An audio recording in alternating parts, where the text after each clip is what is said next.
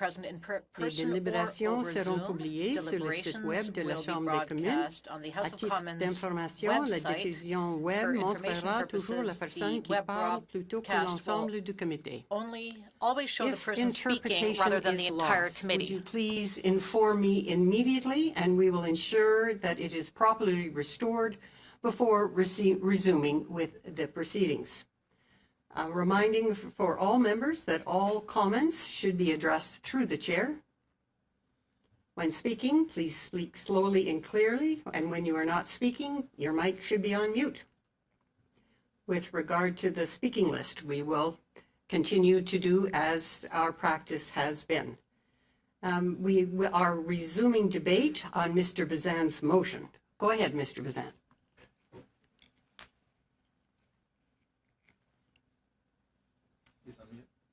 Oh, I got it. I just saw that. It popped up on my screen, so sorry about that. Madam Chair, based upon the presence of Ms. Telford at committee, I withdraw my motion so that we can carry on with hearing from Ms. Telford. Okay, thank you very much, Mr. Bazan. We still do need unanimous consent to withdraw the motion. Any objections? Okay, motion withdrawn. Okay, so pursuant to Standing Order 1082 and the motion adopted by the committee on Tuesday, February the 9th, 2021, the committee is resuming its study of addressing sexual misconduct issues in the Canadian Armed Forces, including the allegations against former Chief of the Defence Staff, Jonathan Vance. With us today by video conference, Ms. Katie Telford, Chief of Staff to the Prime Minister. Welcome, Ms. Telford. I would now invite you to make your opening statement. Thank you. Thank you, Madam Chair, and good afternoon, members of the committee. Thank you for your important work looking into how to address sexual misconduct in the Canadian Armed Forces. Je comprends que vous m'avez invité à cette rencontre pour parler de ce que je sais sur l'information que l'Ombudsman a soulevée avec le ministre Sajjan à propos de l'ancien chef d'état-major de la Défense, Jonathan Vance. Je suis ici pour fournir un compte-rendu clair de comment cette affaire a été portée à mon attention en tant que chef de cabinet du Premier ministre et des étapes après que j'ai été mise au courant. So on March 2nd, 2018, I was told by Elder Marquez that the then Defense Ombudsman, Gary Walborn, had pulled the Minister of National Defense aside after a meeting and had ended to raise an allegation of personal misconduct against then Chief of Defense Staff Jonathan Vance. Elder told me that Minister Sajjan's Chief of Staff was seeking advice from our office on how to proceed in order to ensure that the allegations were properly addressed. Elder updated me and the clerk of the Privy Council about this conversation immediately, and I was, of course, very concerned. The clerk advised us that PCO, not political staff or politicians, should follow up on the matter. He said that he would engage Janine Sherman, Deputy Secretary to the Cabinet, who is responsible for senior personnel, which includes advising on Governor and Council appointments and handling advice on any complaints made against them. As you have already heard, I was not given the substance or the details of the allegation, and as you have already heard, my office and the minister were not given the substance or the details of the allegation. We did not know what the complaint was about. Regardless, I operated as though it could be serious. As the clerk recommended, PCO was the appropriate body to follow up with the Ombudsman and to provide advice back to the minister on next steps. Through Ms. Sherman, PCO provided advice to Minister Sajjan and his office. Specifically, her advice was for the minister to contact Mr. Walborn and to redirect him to the Privy Council office. The minister did this right away. Elder was engaged with PCO, who had taken carriage of this issue, and I trusted him to ensure that all appropriate steps were being taken by the correct people, and he kept me updated. I was later told that despite repeated attempts by PCO, Mr. Walborn would not provide any information on the allegation and that without any details, they were unable to do anything. I was assured that they would remain engaged and advise us if they were able to obtain any information at all. I was, however, troubled by this result. I understood that Elder was pressing PCO to see if anything else could be done, but the answer was no. I wanted to make sure not only that this didn't get dropped if the complainant wanted to proceed, but that no one was in harm's way.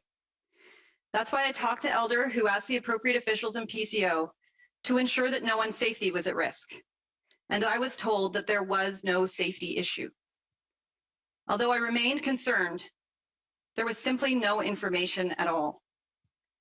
Je me suis certainement demandé I quoi certainly asked myself, quoi d'autre what aurait pu être else fait. could have been done? Ça me brise le cœur de penser It que breaks my quiconque heart to et think quelque that femme que ce anyone, soit any woman, n'ait pas seulement eu à faire not face à only du had to deal harcèlement with et à des comportements harassment and inappropriés, inappropriate mais n'ont pas eu behavior, d'endroit but sécuritaire had no pour en safe parler et place to obtenir talk about justice it and get ou du soutien. justice or support. Je veux répéter I want to qu'on ne peut pas reiterate établir de that lieu you de travail cannot sécuritaire build a sans safe avoir un endroit workplace without sécuritaire having pour a que les safe gens puissent place signaler for de people to l'inconduite. report misconduct. C'est pourquoi le travail de That ce is why the comité work of pourrait this être committee si could important. be so important. At the time, we were faced with a situation where we were clearly told that this matter should be handled by PCO and that it would have been inappropriate for political staff or politicians to be directly involved. The last thing I wanted to do was to deny agency to the complainant, or to put their privacy or safety at risk, or to compromise an independent process that was supposed to be there to get at the truth. This matter was brought to the attention of the clerk. My office was engaged to ensure the appropriate officials were following up. And our role was to facilitate the minister's office in getting the direction they needed from officials on next steps. Based on the advice we received, that was where our involvement in the matter had to end. Presque exactement 3 ans plus tard, Almost en mars exactly 3 years 2021, later, in March on a tous appris ce que 2021, la we plainte all learned était what the complaint à travers was des reportages publics. through public reports. C'était la première fois que This was the j'entendais first quelques time détails I que had ce soit heard à propos any de la plainte details de about the 2018. 2018 complaint. Comme vous pouvez vous As you can imaginer, imagine, j'ai beaucoup réfléchi I've à been tout thinking ça dans about les this derniers a temps. lot lately. I've thought about the amazing women of the armed forces, some of whom I am so honored to have spent time with. I've replayed our conversations, and I've thought about what more I could have asked them or what else I could have done to have created a safer space. I've thought about the many actions the government has taken in the last 5 years and realized just how much more there is to do. I have wondered if I could have pushed harder on the advice on implementation of the Deschamps report. Or could I have pushed harder at the stocktake with the Prime Minister that pulled together the leadership of the armed forces and all the leadership of the S&I community to specifically speak about action in regards to gender and inclusion? I have wondered if I could have seen through General Vance's briefing that appeared to show progress on fighting sexual misconduct in the military, including at that stocktake, where when the Prime Minister asked who wanted to start, the General was the first to speak up and seemed to have a plan. I have wondered if I should have further questioned the General when he told me about his commitment to Me Too, not long after this movement and awakening began. When he told me how frustrated he was that orders were not enough to bring about change. When he told me it was personal for him too. Above all, though, I have thought about the brave women and men of the Canadian Armed Forces who face unthinkable and unacceptable harassment and sexual misconduct in the line of duty. Il est clair que le système actuel ne fonctionne pas It et is qu'il clear doit that the changer. current system is not Il est working clair and qu'il it y a needs to encore beaucoup de change. travail It's à clear faire that pour there's still a s'assurer que lot les of work to be survivants done et to survivantes ensure that puissent survivors s'exprimer et can obtenir speak le out soutien and dont get the ils ont support besoin. they need, Et pour s'assurer que les and enquêtes to appropriées ensure that puissent être appropriate réalisées. investigations can be conducted. The measures we have taken since being in government, they have not gone far enough, nor have they moved fast enough. That's why we recently announced new funding to work to eliminate sexual misconduct and gender-based violence in the Canadian Armed Forces. Why we're moving forward to implement new external oversight mechanisms to bring greater independence to the process of reporting and adjudicating sexual misconduct within the military.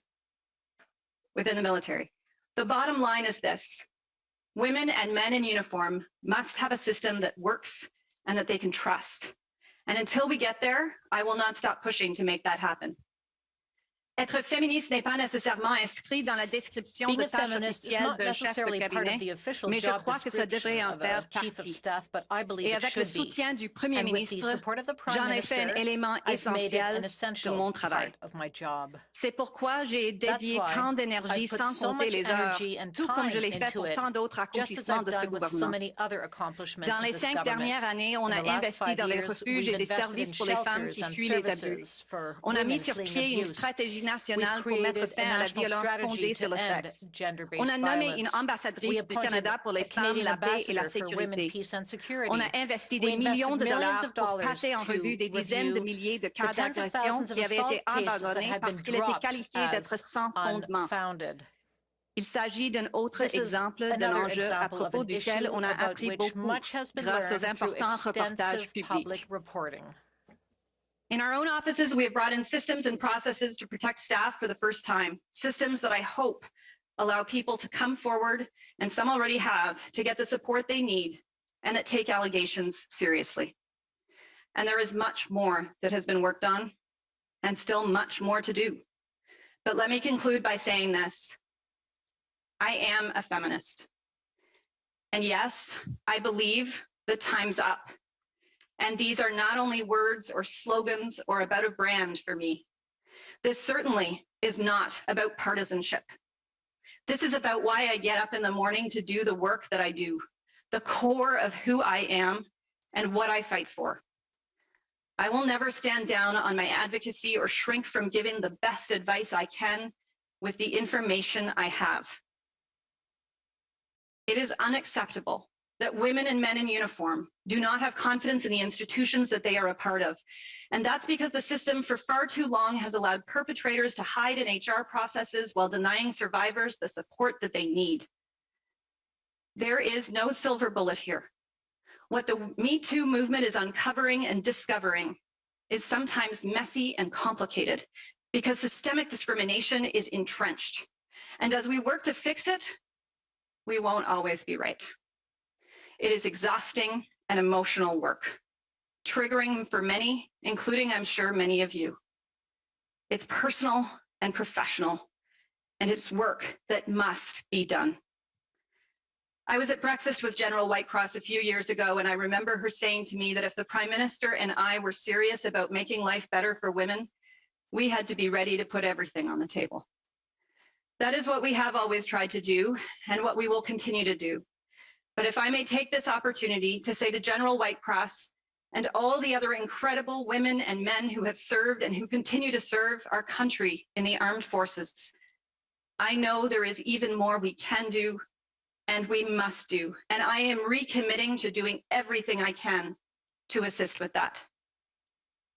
Chair, I would encourage all members to focus on clarifying with me now the facts on what was known and not known, and what could be done and could not be done 3 years ago, so that we can all move forward on the extremely significant and challenging work ahead. We owe that much to the survivors. Je suis maintenant heureuse de répondre I would now à be vos happy questions. to answer your questions. All right, thank you very much, Ms. Telford. I will now open the floor for questions. First up is Mr. Bazan, please. Thank you, Madam Chair, and thank you, Ms. Telford, for appearing today. As you know, there's been a lot of talk about this. Both Mr. Warnock and Mr. Marquez have testified saying that they understood this was a sexual misconduct allegation, and even official documentation from PCO and PMO said that it was sexual harassment. So my question to you is, who made the decision not to inform the Prime Minister about these allegations? I would just like to start by pointing out that actually in the testimony of Mr. Marquez, Mr. Warnock, Ms. Sherman, they all spoke about how they did not know the nature of the complaint. They had no details of the complaint. They had no, they did not know what the complaint was. And I'll just remind you of what I did and what I'm aware of, and I can tell you Who what I made did the do. decision not to tell the Prime Minister? What happened, Madam Chair, was that the minister sought advice on how to deal with this unusual circumstance through his office to my office, and I sought the appropriate advice and the appropriate person to give him that advice. And in this case, that was the Privy Council office. So you made the decision to keep this away from the Prime Minister, even while this was going on through March of 2018? Yes or no? No, I'll tell you what happened in early March of 2018. The minister, through his office, contacted my office to seek advice, and we sought the appropriate advice from the Privy Council office. The clerk of the Privy Council at the time said the appropriate people to follow up was his office. And actually, as you heard from Ms. Sherman and from the clerk, I believe and from Mr. Marquez, the first steps they took was to assist the minister and to recommend to the minister that he redirect the ombudsperson to the Privy Council office. So you knew there's allegations against General Vance. So only one of three options is true. One, you made a decision not to tell the Prime Minister. Two, the clerk of the Privy Council made the decision not to tell the Prime Minister. You two both tell the Prime Minister everything every day on multiple occasions. Or is it number three, that Prime Minister Justin Trudeau has told you and put out an edict that not to make him aware of personal misconduct issues of anyone who are Order in Council appointees? Which one is it? It's none of those, Madam Chair. It is that the minister contacted our office to get advice on how to deal with this unusual circumstance that he'd been faced with. He contacted us immediately. We immediately followed up. We immediately took it seriously. And we, because of the potential of what it could be, we didn't know what it was. So we took the appropriate steps to figure out who the appropriate people were to talk your to appropriate steps and to follow up. To nothing. You guys took no steps and didn't protect the complainant here, and you left General Vance in position. So who did you conclude with or instruct to not tell the Prime Minister about these allegations? Was it Michael Warnick? Was it Elder Marquez? Was it Minister Sajik? Who did you conclude with to keep our Prime Minister in the dark? Actually, the first concern was about the complainant, and that's why it was really important, Madam Chair, that we think about who the appropriate person was to do the follow-up in this unusual circumstance. And the appropriate people were not politicians and political staff. It was the Privy Council office, who handles, as I believe Ms. Sherman talked to you about, the Deputy Secretary to the Cabinet, who handles Governor and Council appointments on any number of things, including issues around discipline. So we're talking here about personal misconduct, sexual misconduct.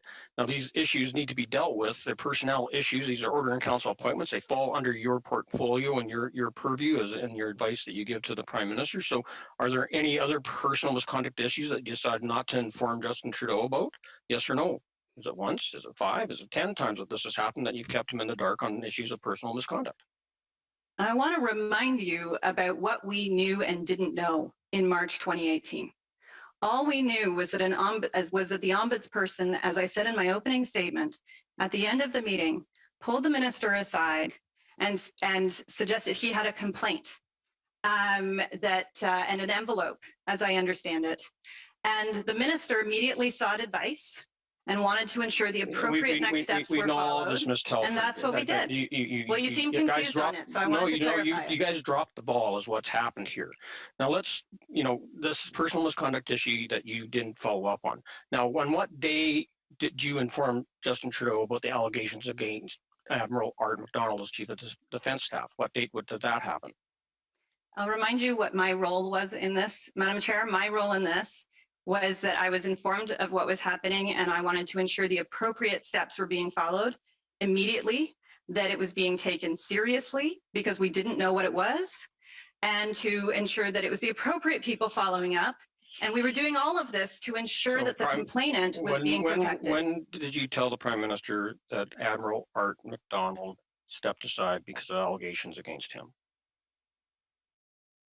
I'm not sure how that is relevant here. Well, this is part of our study as well, and we're doing sexual allegations against chiefs of defense staffs, plural, and we have Art MacDonald and we have Jonathan Vance, and in both cases, there seems to have been different avenues taken on this. One, because it got reported to the media, you guys react. One is that you guys covered it up because nobody else knew about it, which is true.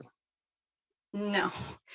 So, Madam Chair, I want to remind you what we knew in March 2018. We knew of the existence of a complaint from the ombudsperson you just testified that you had many conversations with Michael Warnick and Elder Marquez. Both Michael Warnick and Elder Marquez at committee have said that they understood this was a sexual misconduct and sexual harassment issue. So in those conversations, I'd let how many you go times over did you time, actually... Mr. Bazan. We're already at 6.5 minutes. So I tried to let it go to finish this, but we're not going to get everyone a turn if we do that. So I'm afraid it'll have to go on to Mr. Baker, please.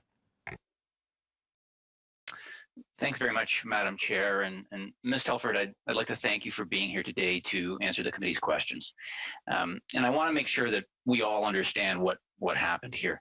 In your opening statement, you addressed the fact that the minister's chief of staff called your office seeking advice on behalf of the minister.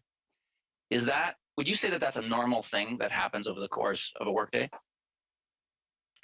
Yes, it is very normal for chiefs of staff to ministers, to all ministers to call, whether it's me, to call my office, to call to call any member of the broader senior staff on any number of issues, to seek advice on and to think about, to coordinate depending on what the issue is, what next steps could be.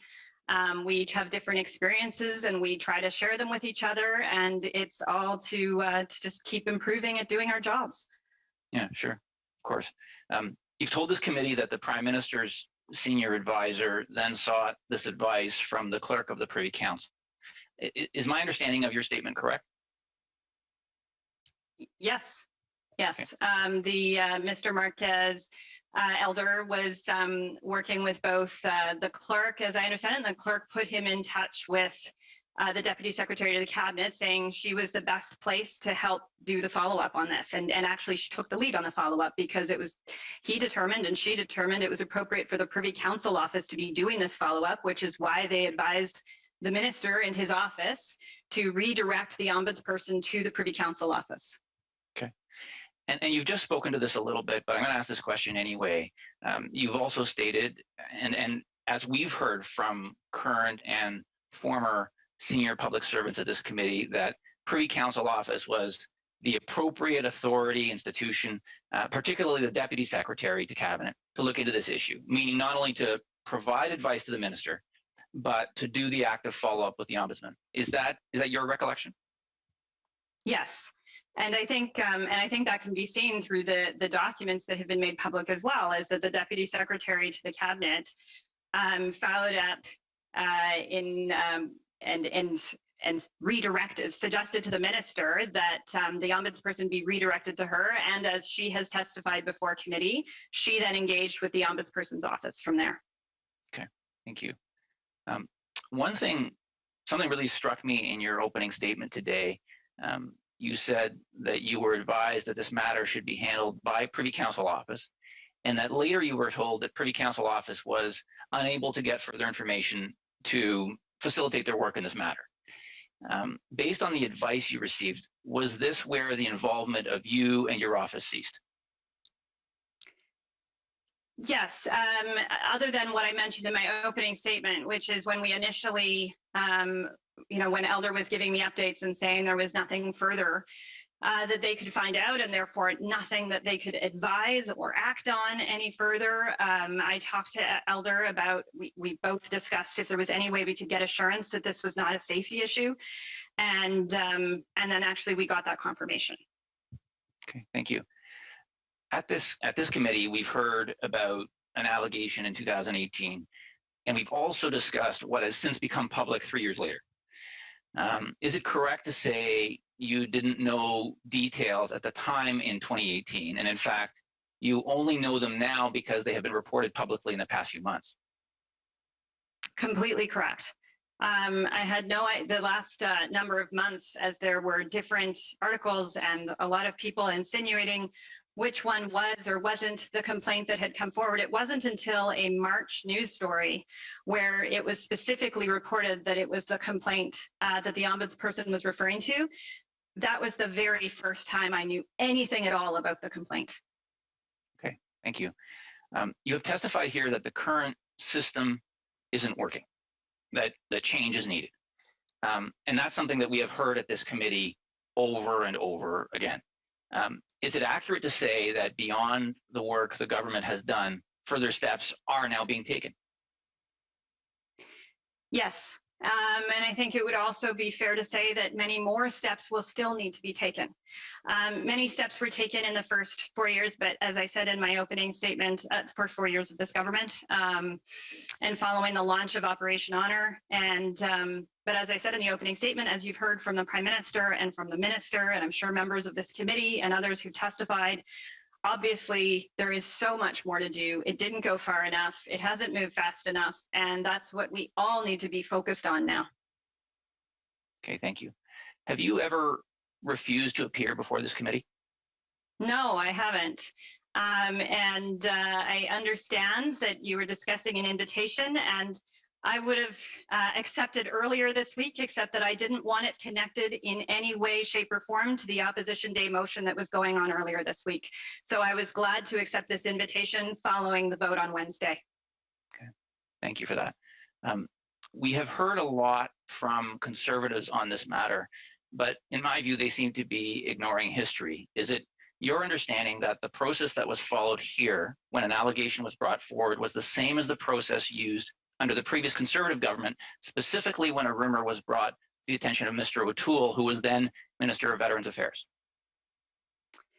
Yes, I mean, to the extent that they, as I understand it through testimony before this committee, which is how I have learned about these things as well, they went to the Privy Council office, and I believe in that case to through the National Security Advisor, because he was chairing their selection process of the next Chief of Defence Staff at the time.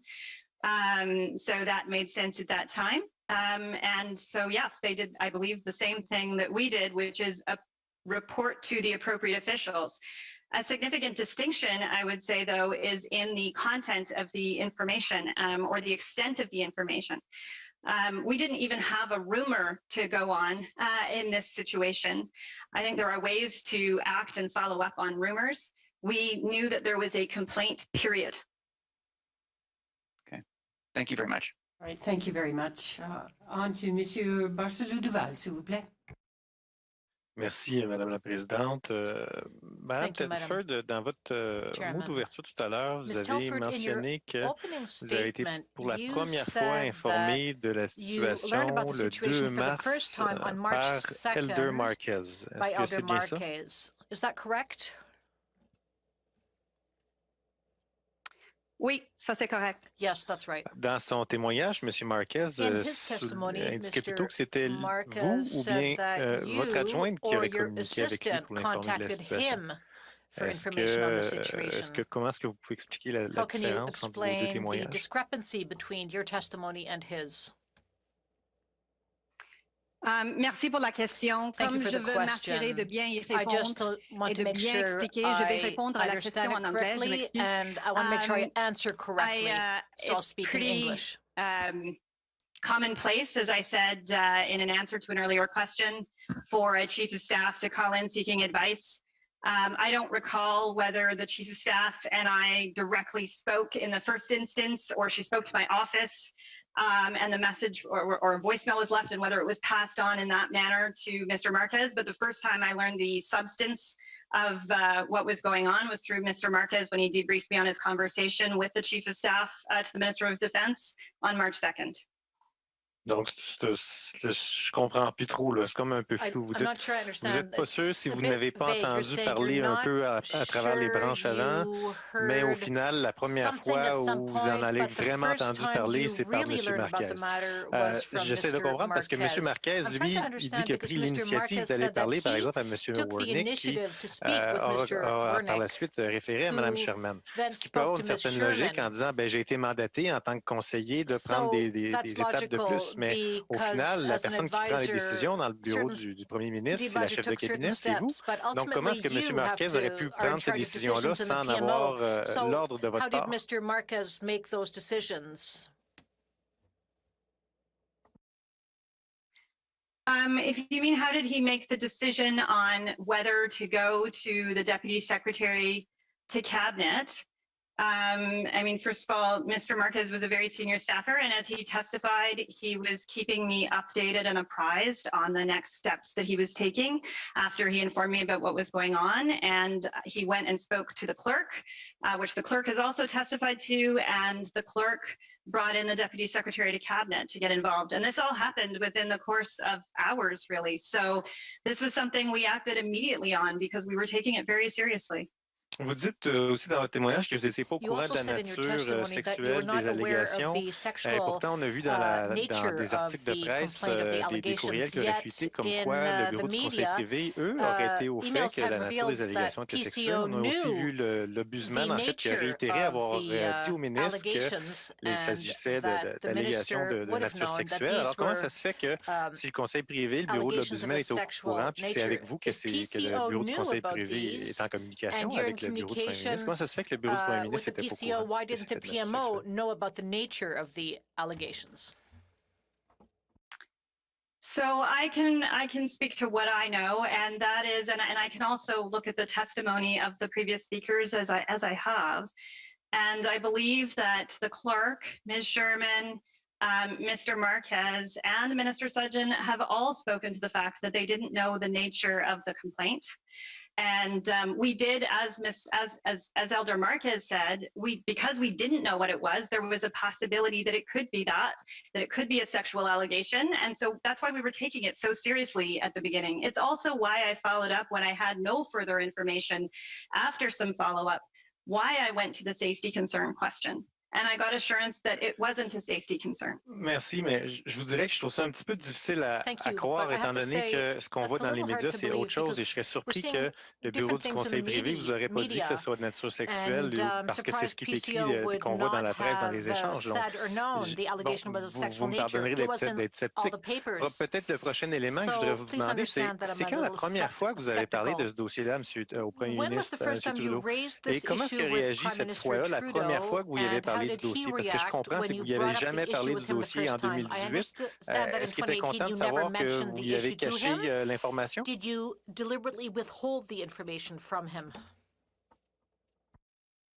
So there's a few things there. I'd like to start with your skepticism, which I understand, given news reports recently, as you said. And I think, you know, what I would say is that it has been hard for everyone involved to separate what is information we have in the last number of months with the information we did not have in March of 2018. And so I think that is where some of the confusion and reason for skepticism exists, and where we've had to, you know, everybody has had, and I know this committee has and has been working hard at this, to look at exactly, you know, who knew what when. And what I can assure you is that, you know, the Prime Minister, like me, learned for the first time what the complaint was, anything about the complaint, when it was reported on in the media in March of 2021. Donc, et vous, quand vous en aviez-vous parlé après mars 2021 de ce dossier-là avec le Premier ministre? Comment est-ce qu'il a réagi quand il a su que vous lui avez caché l'information, l'existence du dossier? You hid the existence of this matter from him? We, of course, have discussed the news stories that have come out in the last couple of months. And we have been particularly focused on what they mean in terms of the action that needs to be taken to be protecting survivors who, thankfully, some of them anyways, and I'm sure, unfortunately, there are many more, but some of them are coming out and speaking publicly and sharing their stories so that we better know how to act so that we can support them. And that is what we are staying focused on. I'm afraid we're already at 6 minutes and 20 seconds, so we'll have to cut it off there. Mr. Garrison, go ahead. Thank you very much, Madam Chair, and thank you to Ms. Telford for being with us today. I must admit I am a bit bemused by why my colleagues from the Liberal Party turned somersaults to prevent the invitation being issued to you. I'm still a little perplexed about something you've told us. And let me start with the one which I think you rightfully raised the issue of safety. And we know that if women are going to be able to serve equally in the Canadian Forces, there has to be that sense of safety there. But you said that you didn't know the nature of the complaint, you didn't have any details, yet you asked if it was a question of safety, and you were assured that it was not. How could you know that if you knew nothing about the nature of the complaint or its details? It's a fair question that I can only tell you what I know, and that I asked that question because I was getting no information, because it seemed that nothing further can be done, and because I was very concerned and I was taking this very seriously. And I was then given this assurance, and that's all I can speak to. So I'm going to leave that there, although I would, it is an interesting question of how someone could assure you of that, and I trust you'll follow up on that. Based on the statement you made just a few minutes ago in answer to a question, you said that you knew that the minister had been offered an envelope. And there's a tendency to refer to the allegations of misconduct against General Vance as rumors. These were not rumors. These were a complaint that was brought to the attention of the Ombudsman, for which there was evidence both of the nature of the complaint and of the details of that complaint. These were offered to the minister, and he refused to look at them. You indicated that you were aware of that. When were you aware of the fact that the Minister of Defense refused to look at the evidence of this complaint that was offered by the Ombudsman? So I would just like to remind you through the chair that the only reason I believe that you or any of us know what was in the envelope was because of the public reporting in March. And at the time, in March of 2021, just to be clear, in March of 2018, I was aware from the original brief, I believe, that I received on this, that there was an envelope. I had absolutely no idea what was in it, nor did anybody else. And it was one of the reasons that we were determined to take the appropriate steps to follow up. But that information was clearly offered to the Minister of Defense, so it seems peculiar that you didn't take the shortest route to finding out by asking him to have a look at the evidence that he was being offered. But just a minute ago, you also said at the time you knew it was possible that the allegation was of sexual misconduct.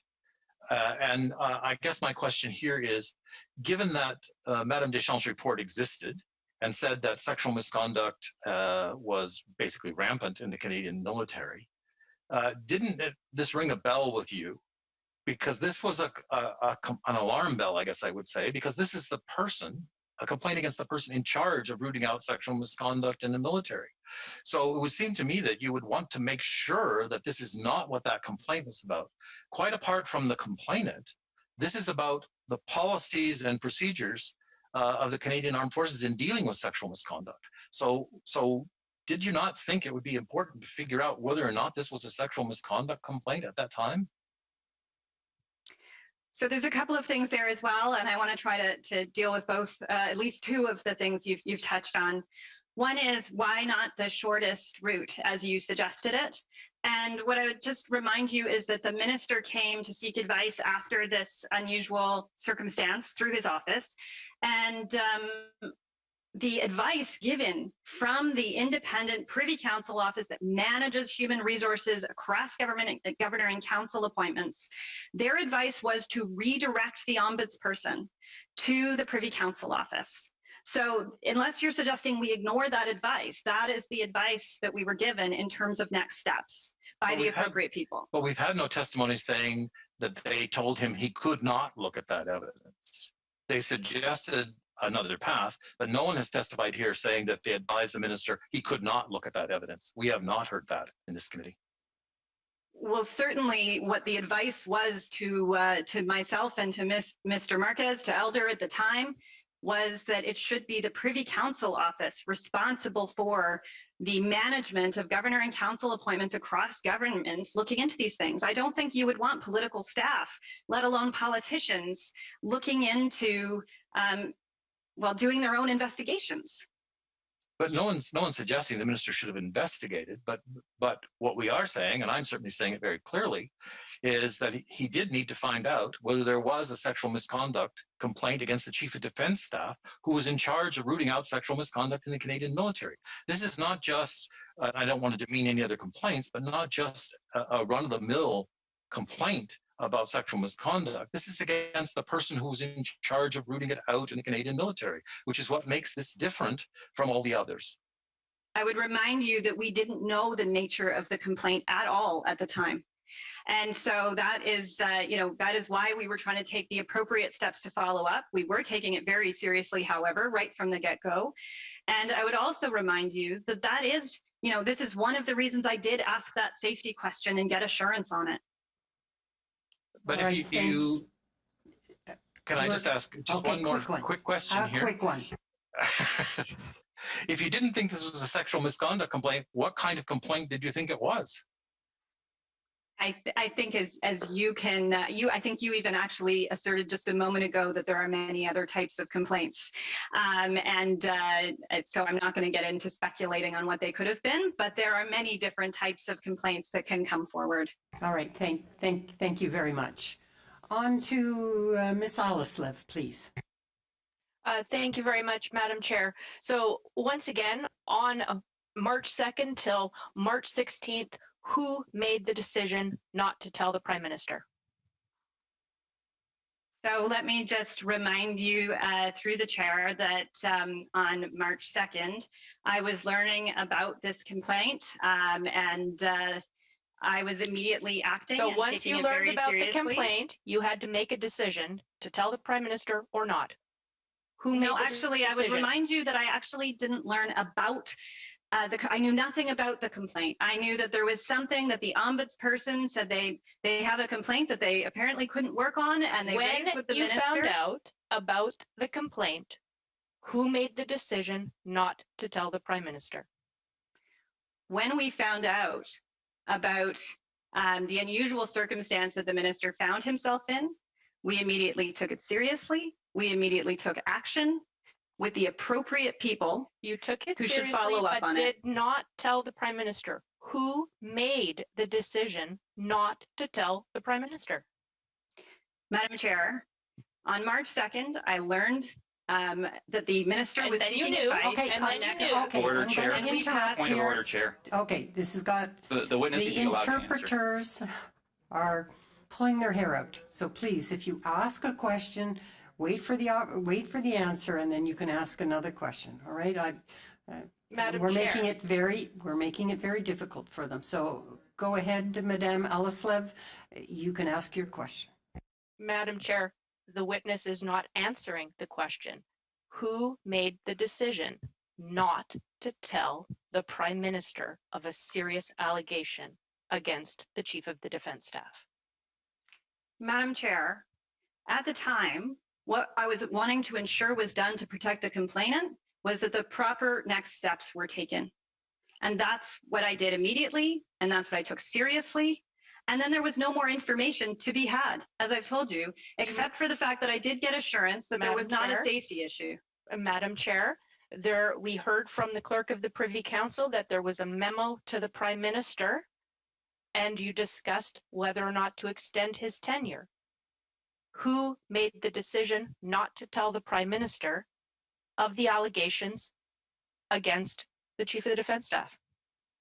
Madam Chair, I'd like to correct that. I believe the member's misinformed because there was not a note that went to the Prime Minister about extending the tenure for the Chief of Defence Staff. There actually are not term lengths to the tenure for the Chief of Defence Staff. He serves at the pleasure.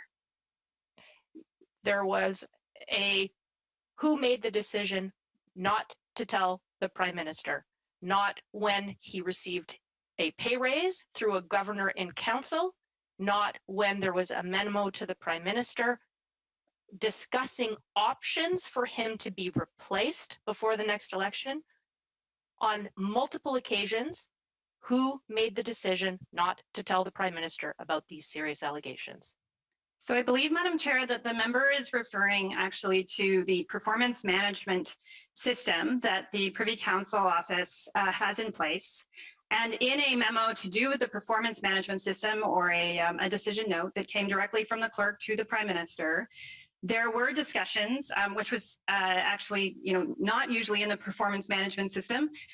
There were some Madam Chair, around Madam succession Chair. planning. No, Madam Chair. Madame Madam Alleslev, Chair. please allow the witness to answer the question. There is She has- only one Madame question, Alleslev. Madam Chair. Madame Alleslev, please allow the witness to answer the question. I'd just like to correct the member, Madam Chair, that in that briefing note, it was talking about succession planning and actually providing options, none of which were imminent, around the Chief of Defence Staff and planning ahead. Thank you. So you're saying that someone did inform the Prime Minister of the serious allegations against the CDS?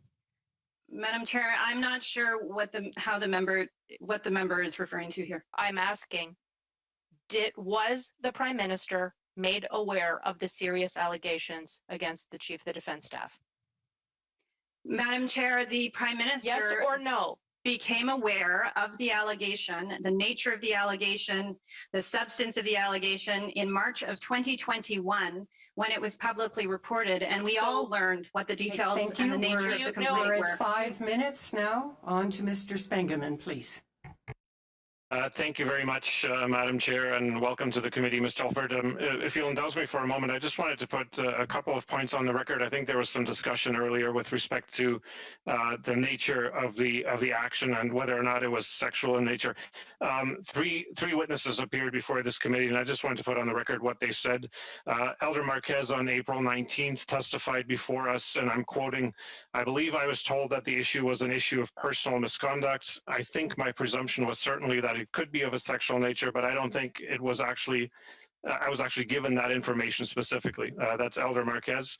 Then the former clerk of the Privy Council, Michael Wernick, in testimony before our committee on April 6th, stated, and I quote, "I learned of the specific allegations earlier this year in the media reports. I was not aware of the specifics of the allegation. I became aware of them this year." And then finally, Ms. Sherman, Deputy Secretary to the Cabinet, testified to us on March 26th. And again, I'm quoting, "Based on my conversation with the former Ombudsman, I did not have information about the nature of the complaint or specifics that would have enabled further action." And that's just for the record, for the benefit of colleagues, Madam Chair, and our witness as well. And I thank you. Ms. Telford, if I can just take you back to your opening remarks, you focused on the role of the public service when it comes to seeking advice and conducting follow-up, and specifically in this case, the Privy Council Office. And you noted that PCO assured you that they were the most appropriate body to look into this. And we also heard directly several times from PCO officials and the central role that they play when it comes to GIC or governor and council appointments, of which the former CDS was one. And I'm wondering if you could expand on this a bit more, if political staff, and you made reference to this earlier, but if political staff were charged with overseeing this type of circumstance with an appointee, do you think that this would be seen as a legitimate process when it comes to trust in the public service, trust in the Canadian forces, trust in investigative processes? Would we have that when we give this kind of scenario to political staff or elected officials, as you pointed out?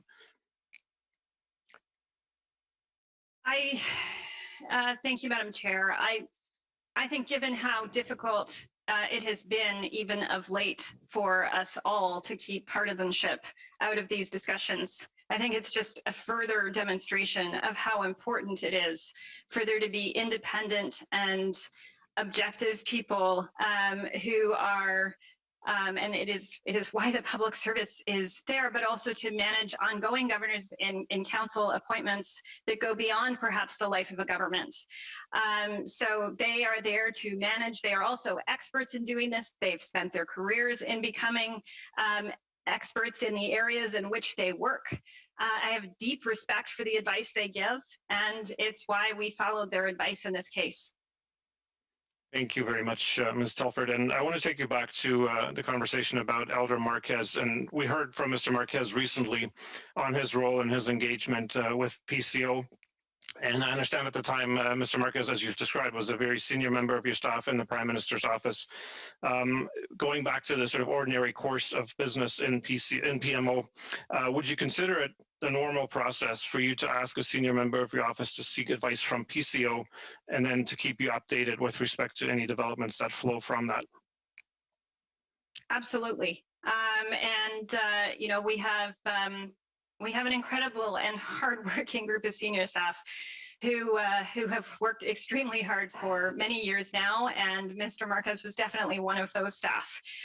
He unfortunately doesn't work with us anymore, but he is somebody that I could turn to follow up on any number of files or phone calls from chiefs of staff who needed advice on something, and it was completely normal and par for the course to then, you know, whether it was wander upstairs from here where the Privy Council offices are, or to pick up the phone and call our counterparts in the Privy Council office for advice. That is how things work day in and day out.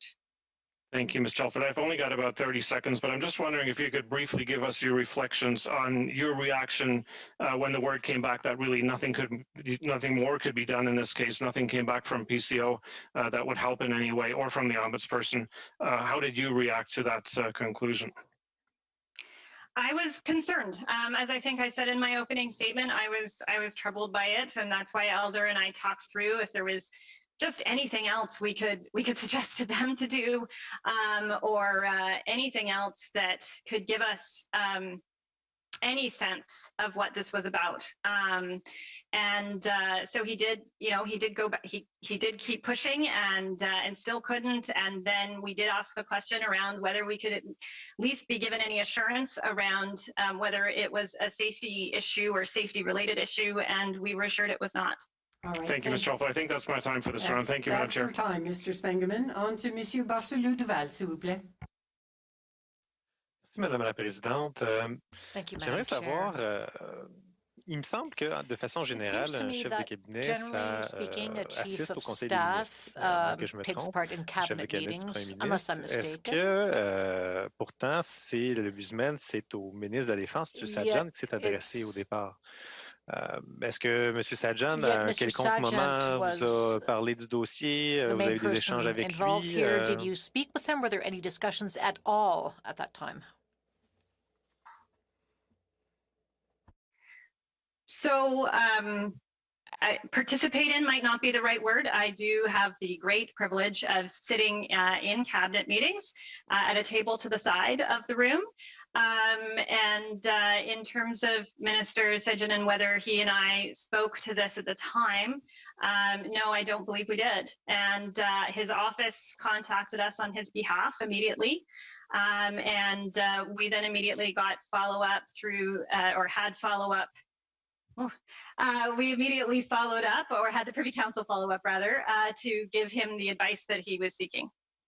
Donc, vous n'avez jamais eu de conversation avec So you M. never had Sajjan any au sujet du conversations with général Mr. Vance? Sajjan with regard to General Vance? Certainly, I have had conversations over the years with the minister about General Vance, but not on this specifically. Je trouve ça quand même surprenant parce que c'est sérieux les allégations qui ont été émises contre le général Vance. Vous êtes la chef de cabinet du Premier ministre. Son chef de cabinet à lui vous a contacté. Mais ça fait un peu lourd comme jeu de téléphone de devoir toujours passer au travers toute la file alors qu'il pouvait juste échanger directement avec vous. Et au moment où la plainte, ou du moins au moment où, par exemple, le bureau du conseil privé n'arrivait pas à obtenir d'informations et de résultats, vous avez jamais pensé à demander à M. Sajjan de rencontrer l'Ombudsman parce qu'il a évité de rencontrer l'Ombudsman. Il a refusé toute rencontre par la suite, il a refusé de voir les documents. Il n'avait pas, par exemple, recommandé de dire peut-être vous devriez regarder les documents. Perhaps someone should have told him to actually look at the documents.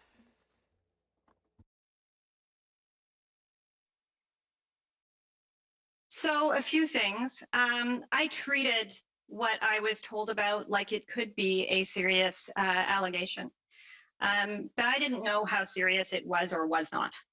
I had absolutely no information on it. So I just want to make that very clear because I know that that has been confusing for us all as a lot of information has come out recently. And I just want to remind us what we did and didn't know in March of 2018. Second, in terms of lots of phoning around, which does feel like day-to-day life here. It is a lot of emails and phoning and meetings in my job, as I often say. But why didn't I speak to Minister Sajjan? I'm not sure that there was any more information that he and I could have appropriately discussed on this. I had via Elder Marquez and the Chief of Staff at National Defense what had transpired. We sought advice on that.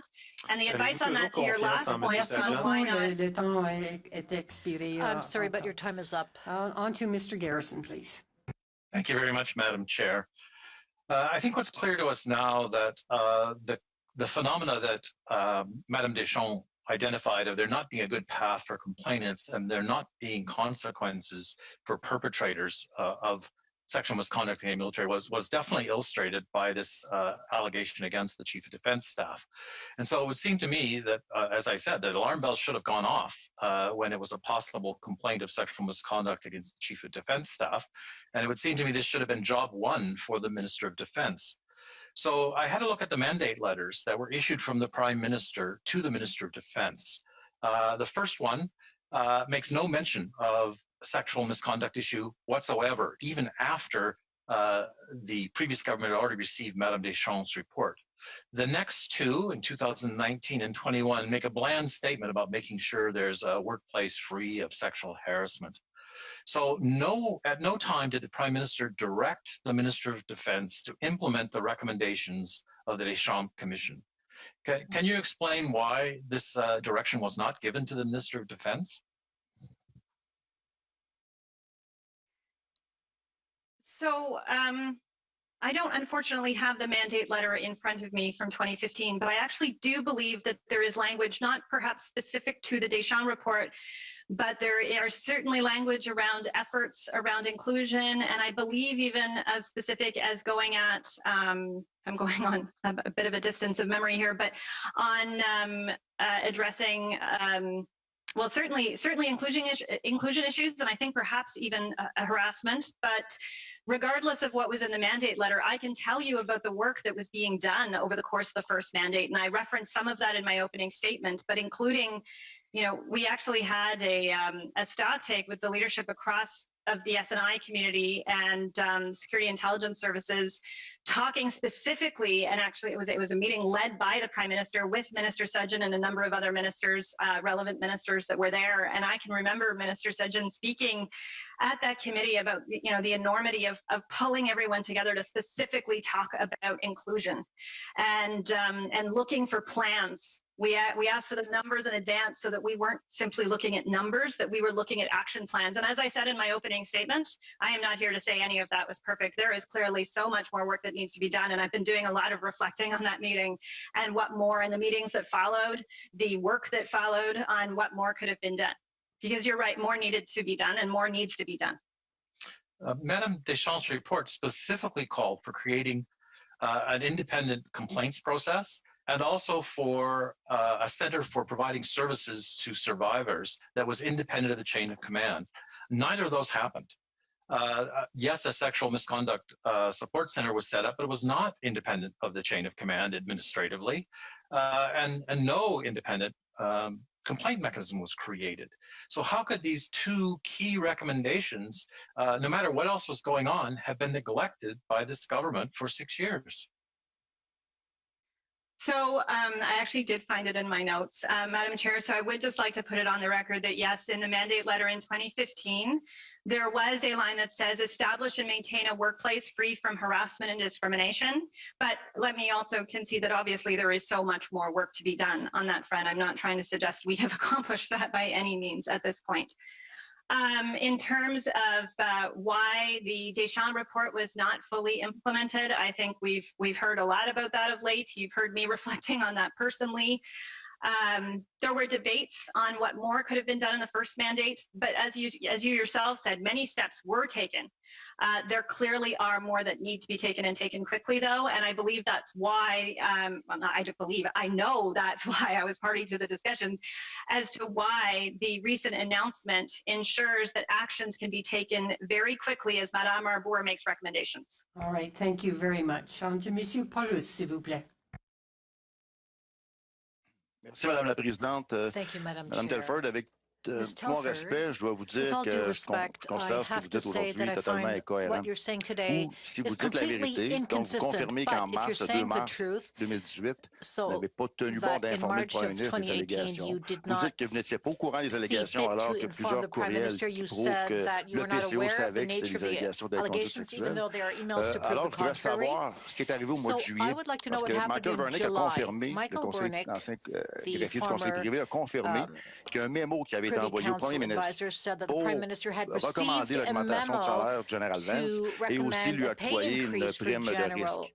Donc Vance and là-dessus, to est-ce give que him vous a pouvez nous risk fournir un bonus. document? Parce que ce If document-là that's a the été case, can envoyé par M. you Vernick au Premier ministre, donc vous devez give l'avoir. us that document, the one that Mr. Wernick sent to the Prime Minister? I would be happy to follow up on that. I would need to consult with the Privy Council office on that note that they provided to the Prime Minister. Merci. J'aimerais que le comité le reçoive avant le 30 mai. Mais là-dessus, lorsque M. Vernick, qui est au courant le 2 mars des allégations, quelques mois plus tard, recommande une augmentation de salaire, en parle avec vous, en parle avec le premier ministre. Là, à ce moment-là, est-ce qu'il n'a pas été jugé pertinent, compte tenu que les informations étaient connues en juillet, qu'il y avait l'ombudsman avait amené une plainte, l'ombudsman avait même démissionné de son poste d'ombudsman compte tenu de la réaction qu'il y avait eu de votre côté. Est-ce qu'il n'y a pas été lieu à ce moment-là de parler avec le premier ministre du problème General Vance avant de lui octroyer une augmentation de salaire et de continuer son mandat? Vance with the Prime Minister before recommending a pay increase and a bonus? I am not aware, and I certainly was not aware then, that the ombudsperson resigned because of anything that you're suggesting. And in July, and this note that you're referring to, as I was trying to correct your colleague on earlier, it was a note through the usual performance management system that is managed through the Privy Council office, through the Deputy Secretary of Cabinet. Oui? Madame Telford, vous me dites que vous ne saviez pas que l'ombudsman des forces canadiennes avait envoyé une lettre de démission au mois de mars, suite à ce qui se passait, parce qu'il n'en revenait pas. Puis là, vous me dites, vous, comme chef de cabinet du premier ministre du Canada, que vous ne saviez pas que l'ombudsman militaire avait envoyé une lettre de démission. Ça, c'est le genre d'information que je crois qui est assez importante. Mais là-dessus, je reviens aux discussions. Lorsqu'on parle de recommandation de garder son chef d'état-major, qu'on parle de l'augmentation en salaire, sachant très bien que le greffier est au courant, que vous étiez au courant qu'il y avait eu en mars, quelques mois avant, des allégations contre lui. Est-ce que c'est une discussion qui devrait avoir lieu avec un premier ministre?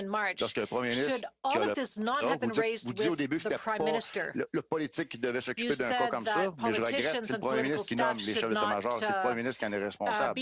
Donc là, on parle du rôle direct du premier ministre envers un chef d'état-major. Est-ce que donc, vous ne trouvez pas qu'il aurait été important d'en parler avec lui à ce moment-là?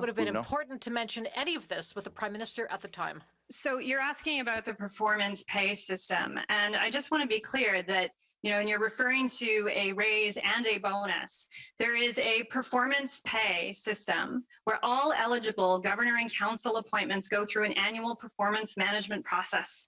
And there is a set of agreed upon principles that they use to assess this performance. And the performance management program is quite extensive. It covers all of the deputy ministers and associate deputies. OK. Madame. Yes. Madame, je comprends, mais lorsque la recommandation, lorsque les greffiers ont envoyé la recommandation au premier ministre, ça prend une autorisation, donc le premier ministre a dû signer ou comment ça fonctionne quand le premier ministre dit oui ou non pour cette demande-là?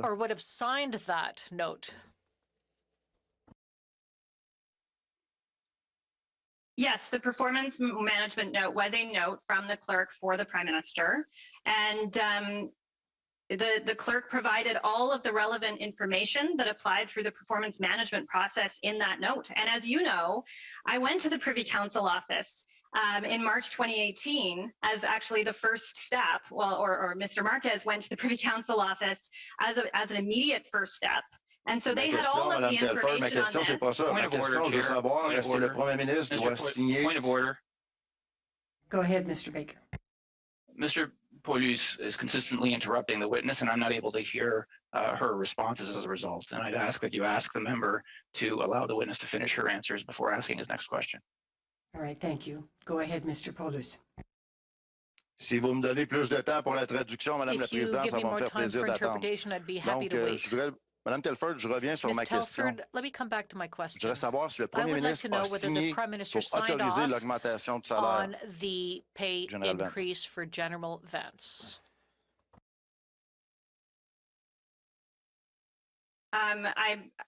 Yes, I believe he approved that note. Mais vous devez le savoir comme chef de cabinet, comment ça fonctionne. Là, je veux dire, est-ce que, en temps normal, le premier ministre ou l'autopen, la signature automatique là, que vous autorisez, est-ce que ça a été fait ou non? A rubber stamp signature, was that Did done I in this case? auto-pen the note? No.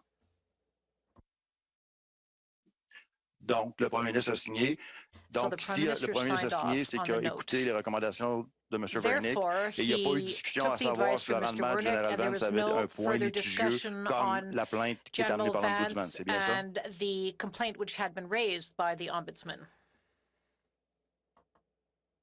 Let me just remind you what there was to be or not to be discussed. There was a complaint brought forward in March 2018 to the ombudsperson that he said existed to the minister. And then we knew nothing else about it. We didn't know the nature of the complaint, the substance of the complaint, or the details of the complaint.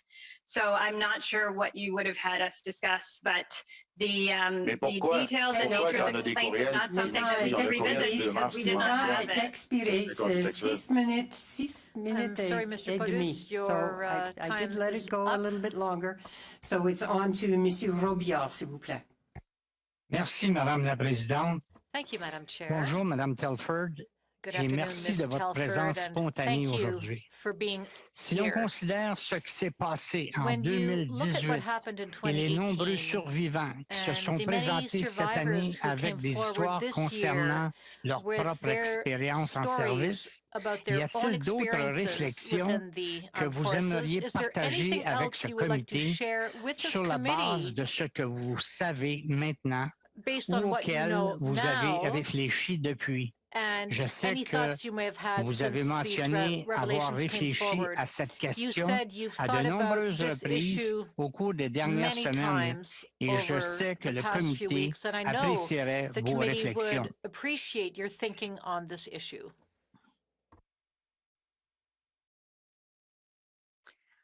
Thank you, Madam Speaker. And look, I would not claim to be an expert on what all the best next steps are, but I am someone who has spent many years now caring deeply and passionately, specifically on these issues and on issues of supporting and empowering and protecting women.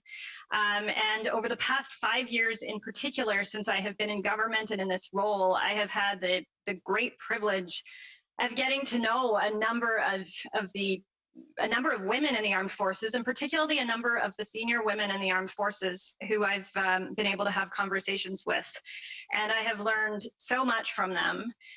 Though, as I said in my opening statement, I've reflected on how much more I need to learn from them and how much more we need to, or how much harder we have to work at providing them a space where they can be heard and where actions can be taken, and that we need people outside of the system as well to force that change because it clearly cannot all happen within the armed forces alone. And I have a lot of hope for what the work that Madame Arbour is going to do, but we all need to stay on it in the meantime, including this committee, I hope. Madame Telford, je crois savoir que vous avez eu l'occasion de vous asseoir avec des femmes des forces armées canadiennes et d'avoir des conversations directes avec ces femmes courageuses. Je ne peux qu'imaginer les mots puissants qu'elles ont partagés avec vous et l'impact de ces mots sur vous et sur les actions de notre gouvernement. Je crois que ce sont ces voix que nous devons d'abord et avant tout écouter lorsque des décisions sont prises sur la façon exacte d'aller de l'avant et de rétablir la confiance dans le processus.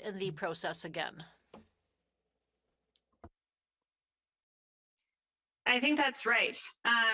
The staff who work with me, work closely with me, know that there's a breakfast meeting that I would never miss, and it wasn't really a meeting; it was a breakfast, but a working breakfast with some of the members of the armed forces, known as the Awesome Women with Rank, and they were the most senior women in the armed forces. Who got together and shared with me some of their stories. And as I said in my opening, I've reflected a lot on what I did and didn't learn from them because maybe there were different ways I could have asked questions or created an even safer space for some of the conversations, or maybe not. These are the things one reflects on after the fact.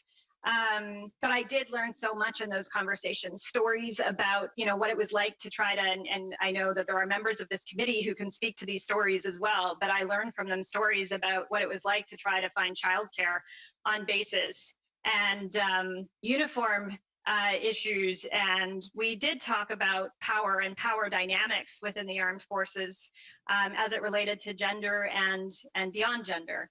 But I know I've reflected publicly as well that I felt really honored to be there, and also reflected on the fact of, if I hadn't been a woman chief of staff, would a man have been welcomed at that breakfast? And I knew that I was particularly privileged to be in a position that I could go into a room like that. And I was especially pleased when they suggested, or at least one of them suggested, and we made it happen, to invite the Prime Minister to join them one morning. And it's actually a day that I have previously referred to as one of my favorite days on the job. All right. Thank you very much, Monsieur Robillard. Committee members, if I am fierce with time, we might be able to get 2 complete rounds in, but it means I have to be fierce. All right. Are we ready? Okay.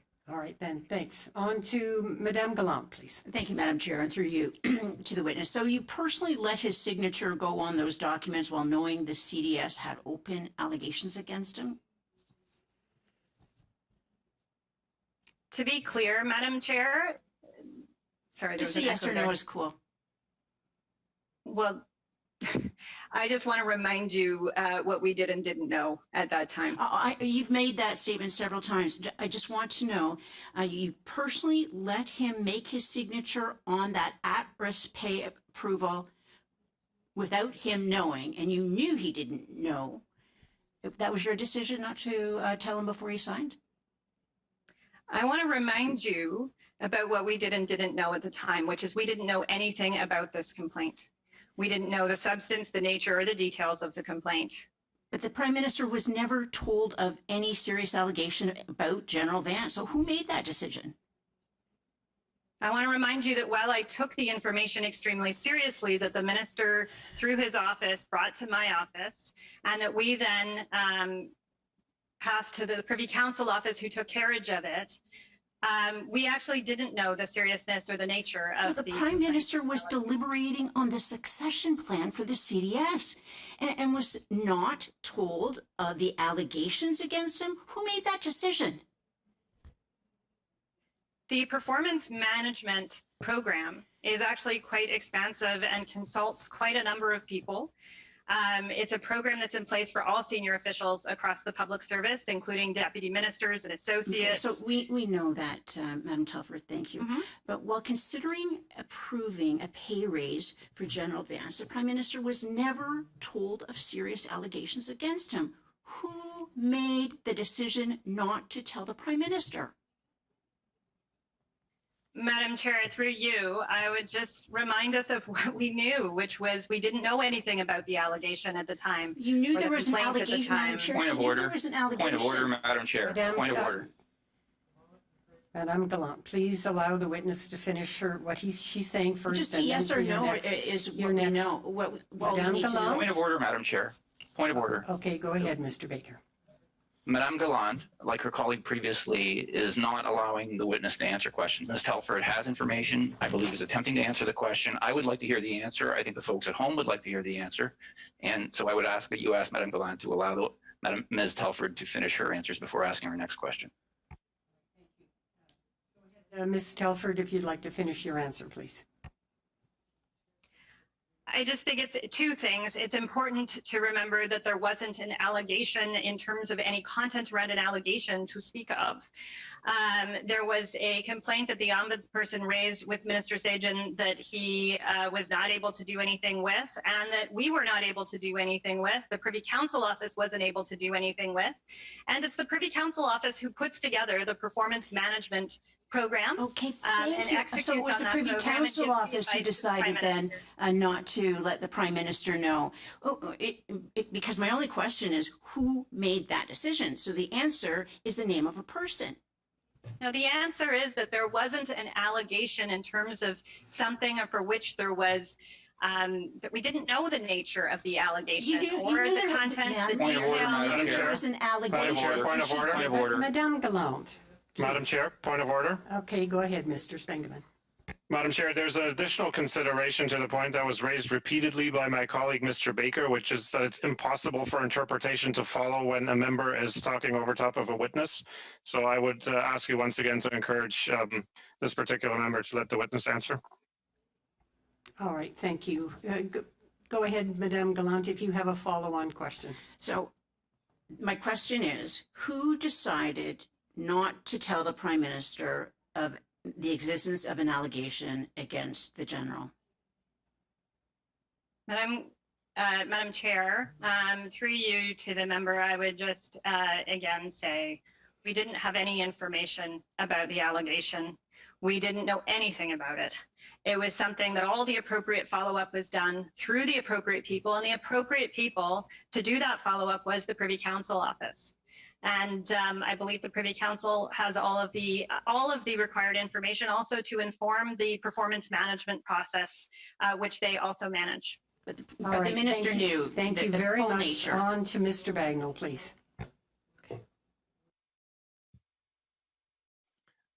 Thank you, Madam Chair.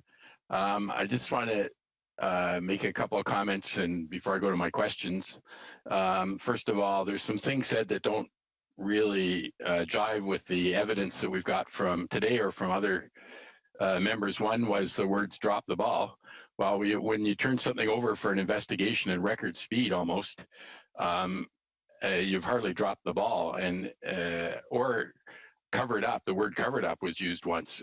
What could be covered up when it was turned over to investigators? Investigators did everything they can with actually no information. Also, the word serious has been mentioned various times. It certainly was a serious allegation, but we didn't find that out till this year. And at the time, as numerous witnesses have said, they had no idea what the allegation was, if it was serious or not. So just to make sure. There's also, has come up in our discussion about all the things that have been done since the Deschamps report. Both today, there's been some, and previously, a number of things, actions that have been taken. Of course, everyone admits it's not enough. And I just want to add to that list that the very strong administrative directive, DAOD 9005-1, which I read in detail about a month ago, but really does make serious changes to the directive's whole direction to the members of the military to try and address this serious systemic problem. So going on from all those moves that have been made, those improvements that have been made that certainly haven't solved the problem yet, in budget 2021 included a substantial investment to address the very issues we are discussing at committee today. I can imagine the very active discussions on this matter when the government was working on the budget, and that questions around how the budget could be a tool to support much needed cultural change were no doubt top of mind. Obviously, funding alone is not enough, nor is it a silver bullet, but the budgets reflect a government's values, and it was clear in this budget that the government was taking this matter seriously. This is $236 million investment to eliminate sexual misconduct and general-based violence in the Canadian Forces. Ms. Telford, I know you cannot divulge the cabinet process or those deliberations that led to this funding in the budget, or supporting this funding in the budget. But I'm wondering if you have any reflections from that process about the value of this investment and what you think you can do, and any other thoughts that might be relevant on this subject. Thank you, Madam Chair. I can speak to some of the conversations certainly that I was outside of cabinet that I was privy to in preparation for the announcement and some of the steps that have been taken in recent weeks. That I can't yet speak to the value because that's in the future, but I really hope they will be valuable steps. They were certainly taken with the intention of them leading to real action and quickly. It's why it was clearly described that Madame Arbour would have the capacity to make recommendations throughout her time working on this extremely important subject, and the government committed to following through on those recommendations as they came forward. And I think that was an extraordinarily important decision for the governments to address what has been. It's a concern, I think, in so many areas, but especially in an area of this import, which is to ensure that this isn't just another report. This is an assurance that there will be action. And the question really is going to be, which actions next? But we've shown that the funding is there, the commitment is there, an incredibly powerful and credible person who happens to be a woman has been put in charge of making sure that the right recommendations are given, and as I said, the commitment is there to take action on any of those recommendations and all of those recommendations. All right, thank you very much. On to Monsieur Barcelou-Duval, s'il vous plaît. Merci, Madame la Présidente. Thank you, Madam Chair. Vous savez, ce qui me sidère, en fait, depuis le début de cette étude-là, c'est qu'à chaque fois qu'on reçoit un témoin, il nous dit c'est pas de ma faute. C'est pas de ma faute si on n'a pas été plus loin parce qu'on ne pouvait pas aller plus loin. On a entendu ça, je ne peux pas vous dire à combien de reprises. C'est comme s'il y avait un...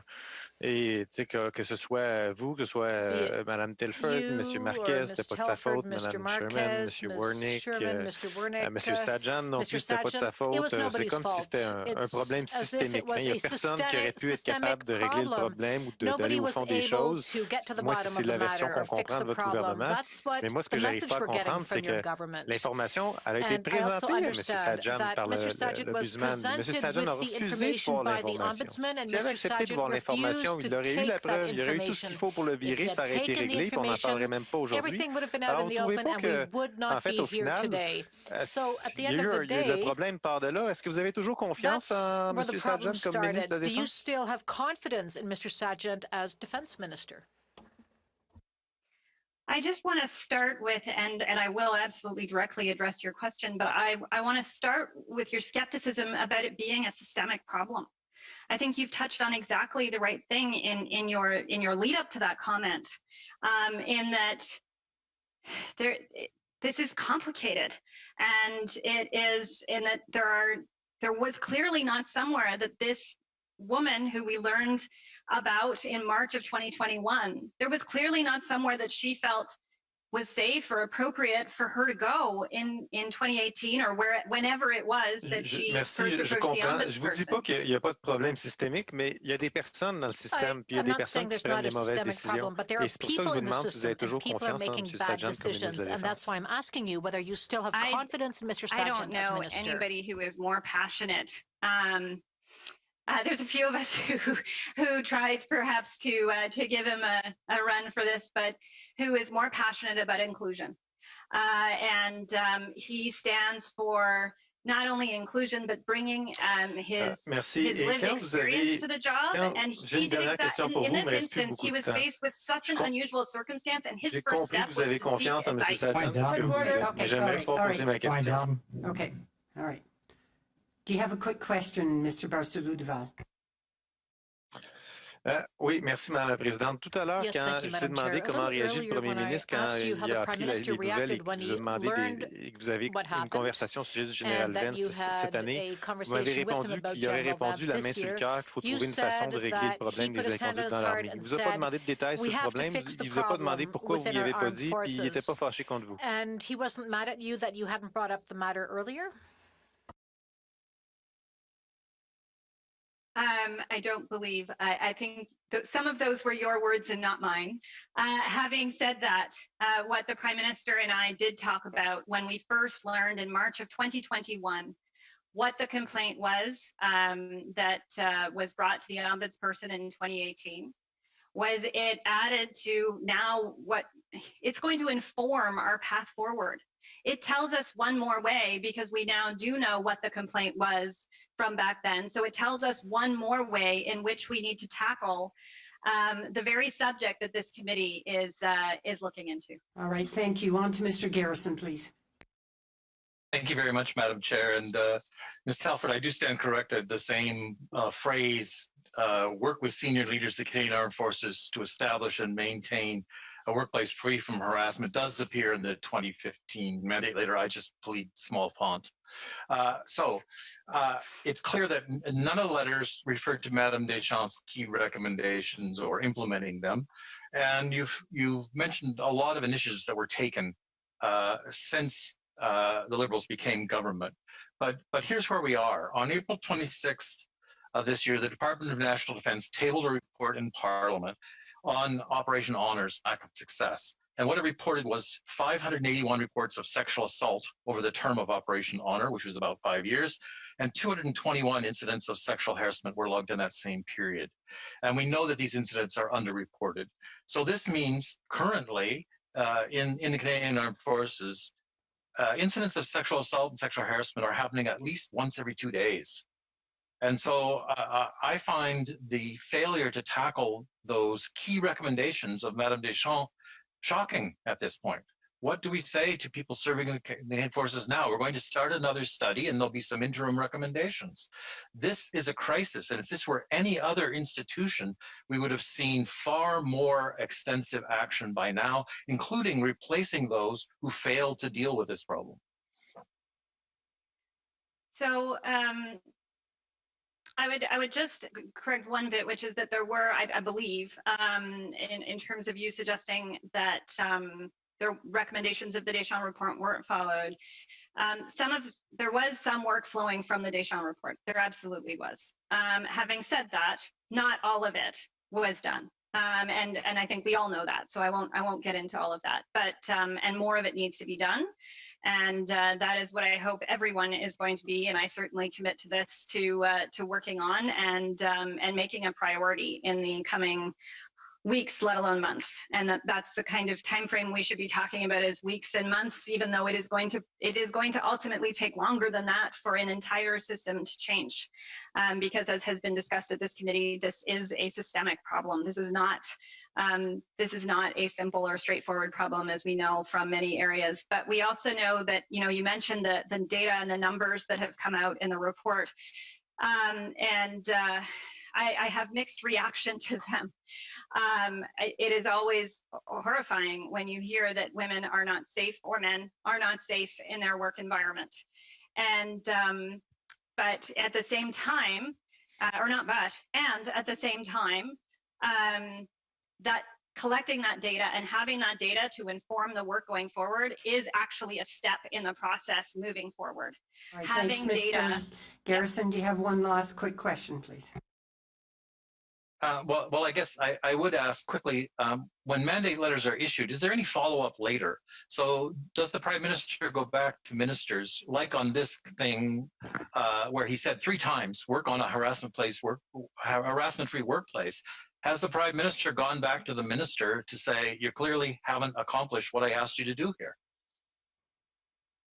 So absolutely, there is follow-up on mandate letters, and actually there is a unit within the Privy Council office that was brought in under this government and under the leadership of the former clerk, the results and delivery unit.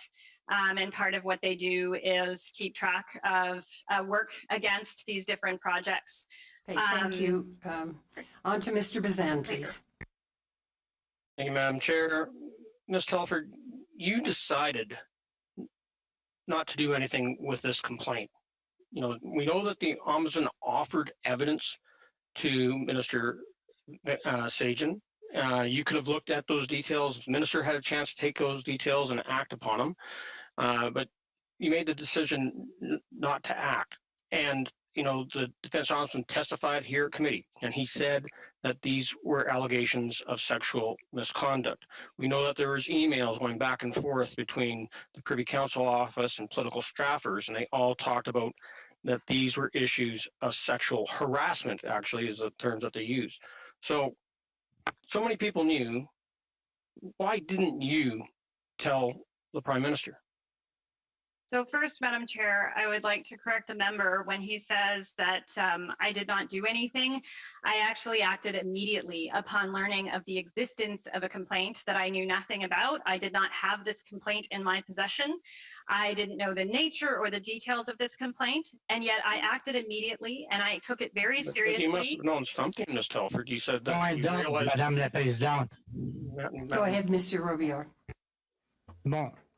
Je suis fatigué et tanné de ne pas pouvoir entendre les réponses de Madame Telford.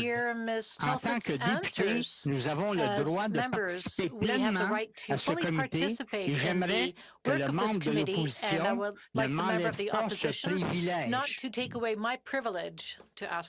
Merci, Monsieur Robillard. Back to you, Mr. Bazan, please. I hope that doesn't take away from my time, Madam Chair. Yes, it does. No, it doesn't. It's a point of order. It stops the clock. So, Madam Chair, I'll say this, that, Ms. Telford says she doesn't know what was in the evidence, but yet she's already made the decision that this allegation didn't involve a safety issue. And we know from testimony from Elder Marquez, who was here, and they spoke, as Ms. Telford already said, they spoke many times about this issue. And by May 5th, there's lots of emails talking about this as sexual harassment. So again, Ms. Telford, based upon all the evidence that we already have, why didn't you inform the Prime Minister?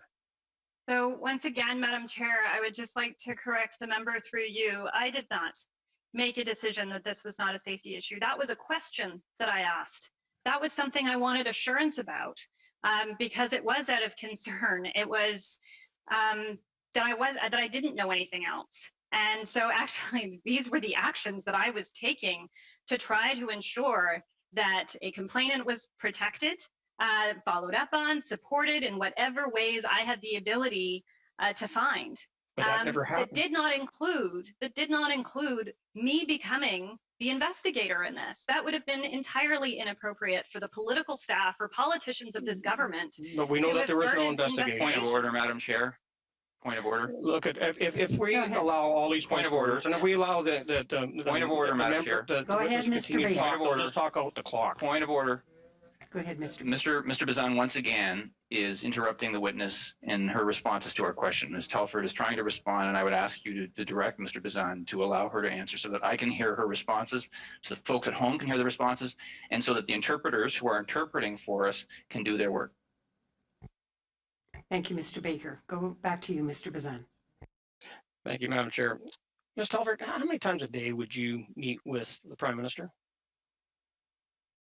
It entirely depends on the day. And how many times would the Privy Council clerk meet with the Prime Minister on issues on a regular type of day? It very much depends on the day. I can tell you that during the pandemic that we are currently still very much in, every day is different. So, but you do tend that both the Privy Council office clerk as well as you as Chief of Staff have unfettered access to the Prime Minister. Now, there's many times I suspect that you talk about national defense issues, including with General Vance. Why at any one of those points in times didn't you brief the Prime Minister on these allegations, whether they were sexual context or not? There's allegations against the Chief of Defense Staff. Shouldn't the Prime Minister have known about those allegations? Madam Chair, you know, the member refers to them as plural allegations now too, and I just want to remind all of you that at the time we were told about a complaint that we knew nothing about, that we acted on immediately, we took seriously because we didn't know what it was about and we wanted to take it seriously, and having learned in March 2021, I think that's what it was about. I think it's further evidence as to why it's important to always take these complaints as seriously as you can and to do as much as you can, which is what we did in March 2018. And unfortunately, we couldn't find out any further information at the time. All right, thank you very much. On to Madame Vandenbelt, please. Yes, thank you very much, Madam Chair, and thank you for being here, Ms. Telford. I have heard the Minister and the Prime Minister say on many occasions that while we have taken important steps to address these serious and longstanding challenges, it's clear we haven't done enough, nor have we moved fast enough. I appreciate those words. I know they're not easy to say, but they are very, very important to acknowledge. That's how we move forward, and that's how we do more. So it is clear that more needs to be done and is being done, but what about time? I'm wondering if you have any thoughts on the speed of that work, how we can make sure that it happens quickly, recognizing the urgency of the situation for so many women and men in the Canadian Armed Forces. Madam Speaker, I think we need to move as quickly as we can, and I think that's why it's important that as part of the announcement announcements that were made recently, there were multiple steps taken and there are multiple tracks being worked on to ensure that as much can be done as possible, as quickly as possible. And so there was the appointment within the armed forces around culture change. There was the appointment of Madame Arbour outside the armed forces, whose recommendations can be acted on as she makes the recommendations, and our commitment as a government to doing that. And in addition to that, there's the work the committee's doing. And in addition to that, I think we have to continue to be open to what else we can do. And it's how I have always tried to operate, and I know this government has always tried to operate. It's how I got to know some of the members of the armed forces, was in them seeing both my passion, I think, and my curiosity at wanting to learn more. And so I had the great privilege of being let in. Obviously not know everything that I'm now learning, but I certainly have learned a lot and hope to continue to learn and to continue to act on those lessons as I learn them. Thank you, Ms. Telford. The opposition today, and particularly the Conservatives, have continued to question why you didn't raise this matter with the Prime Minister. What I'm hearing from you quite clearly is that you and Mr. Marquez were told by the clerk that the Privy Council office was the appropriate place for this matter to be looked into further, and that it was not up to politicians or their staff to investigate allegations. Further, you were updated on that process and learned that despite PCO's efforts and attempts, the Ombudsman had not provided the necessary information for PCO to take the matter any further. From there, it was clear that despite further attempts from your office to see what more could be done, PCO had hit a wall. Despite that, you were concerned. You wanted to ensure the individual who had come forward would be safe in their workplace. So in sum, it was clear that this was a matter for PCO. PCO was unable to get any substantial information from the Ombudsman to look into the matter further, and based on the advice you received, there was nothing more that could be done. Is that a fair interpretation of what we've heard today? Is there anything you'd like to add to that? I think that is, Madam Chair, that is a fair interpretation. And the only thing I would just add to that is, because often the comparison or contrast is made to what we've been learning and your committee has been learning about what happened with rumors and anonymous emails and things that came forward under the previous government. And I think it's really important to notice where they are similar and where they are distinct.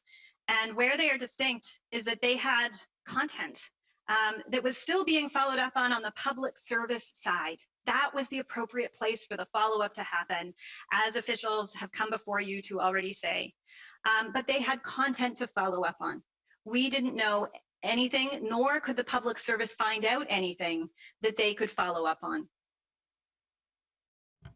Thank you so much, Ms. Telford, and I can imagine, knowing you, how concerning this would have been for you. I know your own feelings were not obviously top of mind, and that despite not knowing the nature of the allegation, that you would have still had the individual who made it front and center in your considerations. I know that those also would have been shared by your staff. Not knowing who the person was or how you could directly reach out and help would have been quite difficult for you. Is that a fair comment?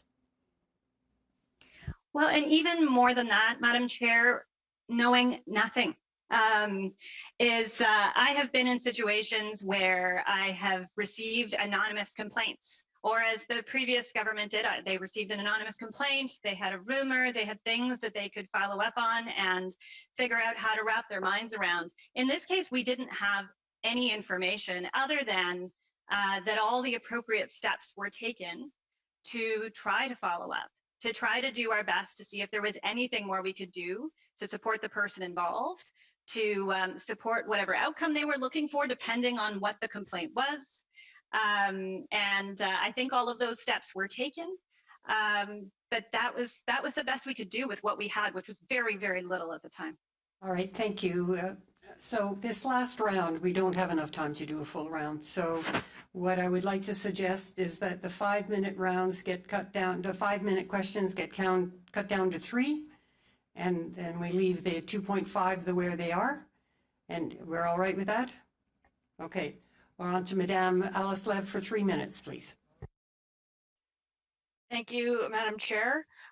Ms. Telford, there is multiple email evidence that shows that the Privy Council office and the Prime Minister's office staff were using sexual harassment, the term sexual harassment. Who made the decision not to tell the Prime Minister? Madam Chair, I would just remind or clarify 2 things on this point. One is the testimony that has already been referenced by all of the same people that were involved, and more than the number of people that were involved in the emails that I believe the member is referring to. And that none of them, while they thought it was possible it could be a complaint of a sexual nature, they themselves didn't know the nature of the complaint, and they have all come here and come on the record and said that. But you didn't know the substance, so you also didn't know that it wasn't.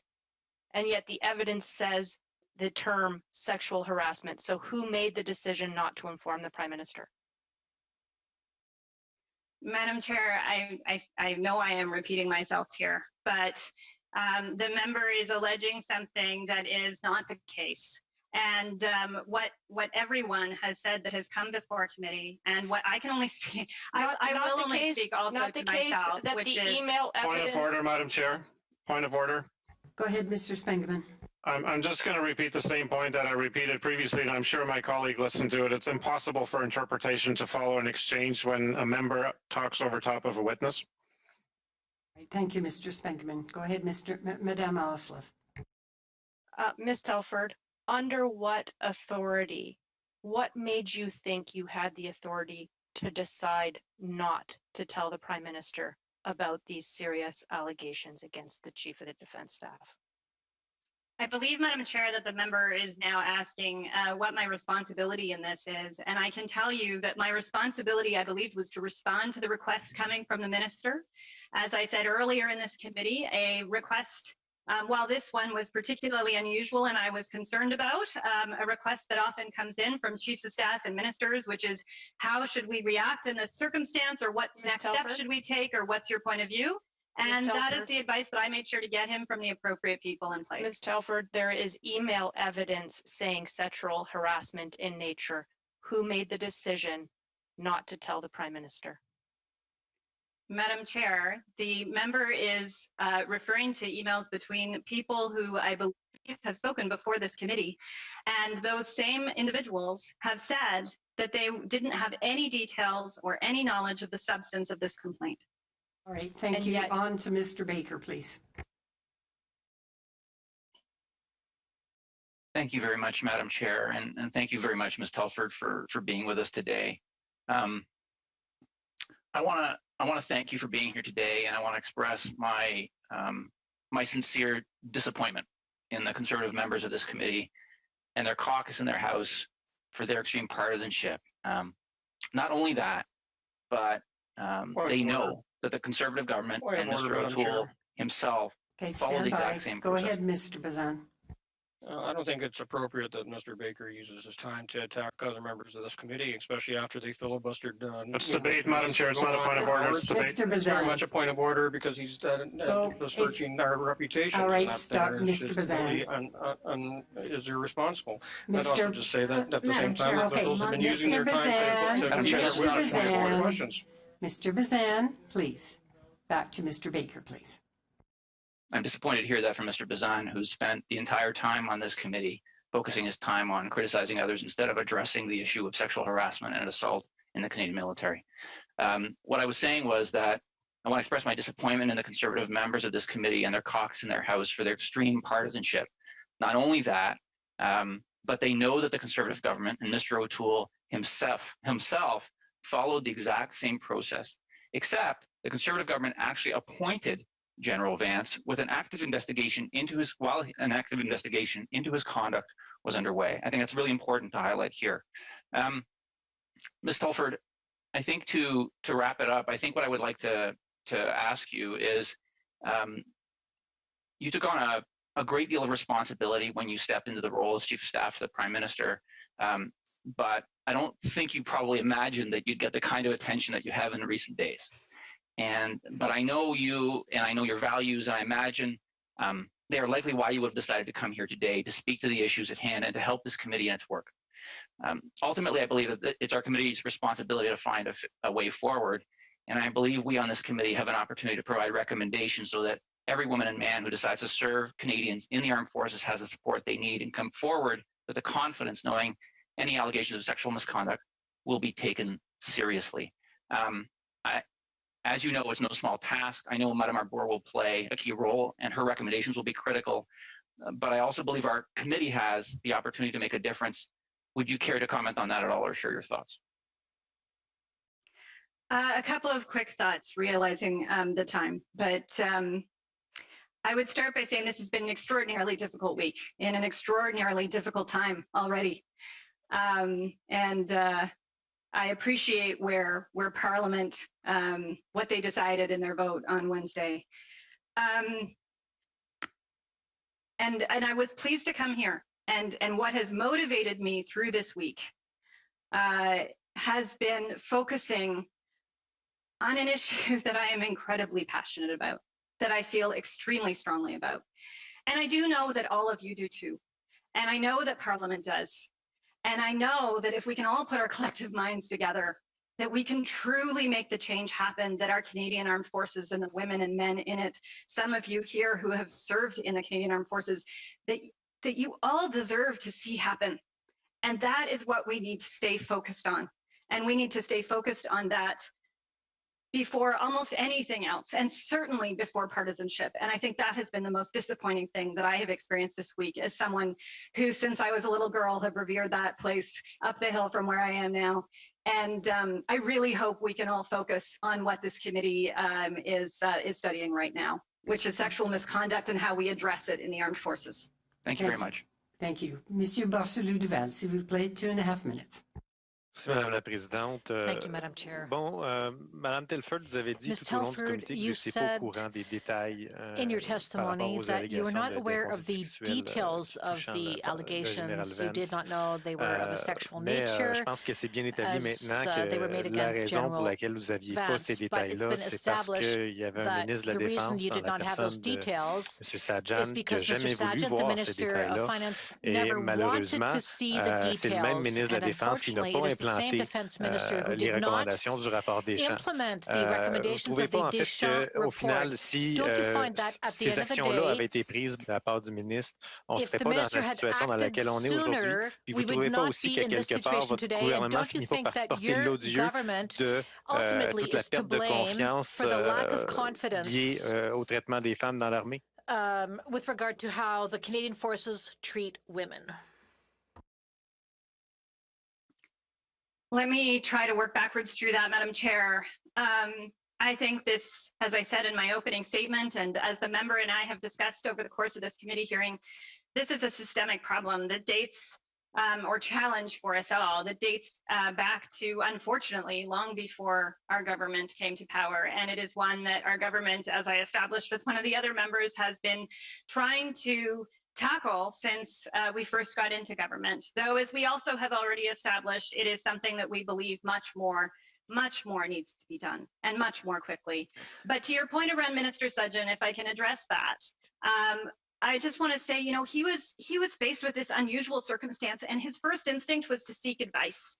And the advice that we got from the appropriate officials to give that advice was to redirect the ombudsperson to the Privy Council office.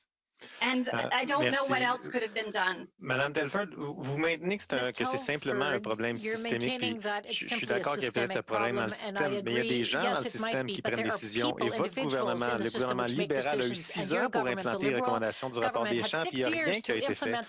C'est pas un aveu d'échec, ça? Vous ne portez pas l'odieux quelque part aussi de ce système-là qui est dysfonctionnel? So as I think I already established, Madam Chair, with some of the other members of committee, a lot actually was done in the last 5 years. There were a lot of steps taken, and right across the government, not only as it relates to the Canadian Armed Forces, but specifically also as it relates to the Canadian Armed Forces, specifically as it related to the Deschamps report. Though, as I already said, obviously, and as this committee already knows, not all of it was implemented, and more steps need to be taken as quickly as possible now. All right, thank you very much. On to Mr. Garrison, please. Thank you very much, Madam Chair. I think it's now clear what we've learned in committee, and that is that there was an accusation of sexual misconduct against General Vance. There was no investigation, and there were no consequences for him as a result of that. We've also heard a lot about what happened in the intervening time to try and tackle sexual misconduct in the military.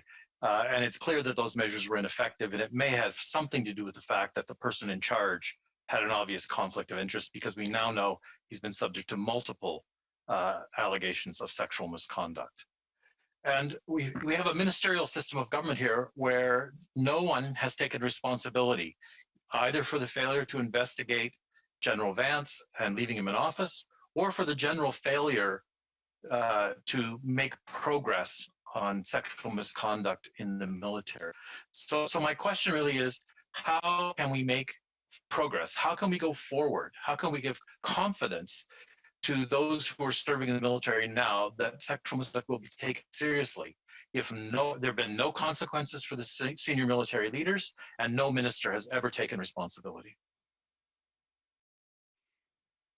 So I'm going to work maybe forward through your comments there. I just want to clarify that at the beginning of your comments, you said it has been established that it was a sexual allegation, and I just want to be clear that that was established when there was public reporting in March of 2021, and what the complaint was, and all about it. And so some of the other things you said, therefore, were not reflective of things we could act on in between 2018 and 2021.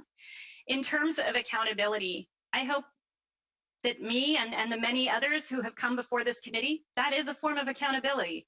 I hope that the women and men of the armed forces who may be watching this see the commitment from me and my colleagues and from all of you on the actions that we're going to take.